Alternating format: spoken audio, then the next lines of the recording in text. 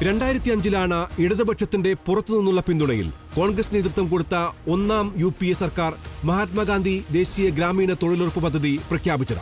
ന്യൂനതകളും പ്രതിസന്ധികളും ഏറെ പറയാനുണ്ടെങ്കിലും 2 പതിറ്റാണ്ടിലേറെയായി കോടാനുകോടി ഇന്ത്യക്കാരുടെ ജീവനോപാധിയായ മഹാത്മാഗാന്ധി തൊഴിലുറപ്പ് ലോകത്തിലെ തന്നെ ഏറ്റവും വലിയ സാമൂഹ്യ സുരക്ഷാ പദ്ധതികളൊന്നാണ്.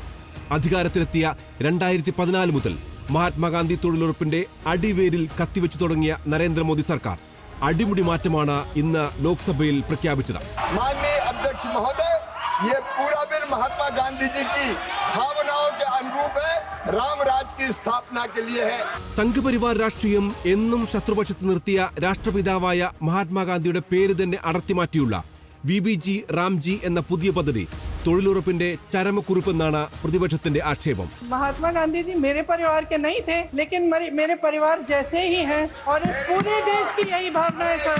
100% കേന്ദ്രാവിഷ്കൃതമായിരുന്ന പദ്ധതിയെ 60-40 അനുപാതത്തിൽ സംസ്ഥാനങ്ങളിലൂടെ കൂടി ബാധ്യതയാക്കുന്നതിലൂടെ കേരളത്തിന് 2000 കോടി രൂപയുടെ അധിക സാമ്പത്തിക ബാധ്യത വരുത്തിവെക്കുമെന്നാണ് വിലയിരുത്തൽ. തൊഴിൽ ദിനങ്ങൾ നാമമാത്രമാക്കിയതടക്കം സാധാരണ മനുഷ്യരുടെ ഉപജീവനത്തിന് നേരെയുള്ള യുദ്ധപ്രഖ്യാപനമാണ് കേന്ദ്ര സർക്കാരിന്റേതെന്നാണ് തദ്ദേശ മന്ത്രി MB രാജേഷിന്റെ പ്രതികരണം. സംസ്ഥാന അവകാശങ്ങൾക്ക് നേരെ നടത്തുന്ന നഗ്നമായിട്ടുള്ള കടന്നാക്രമണത്തിന്റെ, ഒരു മര്യാദയുമില്ലാത്ത കടന്നാക്രമണത്തിന്റെ മറ്റൊരു ഉദാഹരണം കൂടിയാണ്. മഹാത്മാഗാന്ധിയെ വെട്ടി തൊഴിലുറപ്പിനെ അട്ടിമറിക്കുന്നു.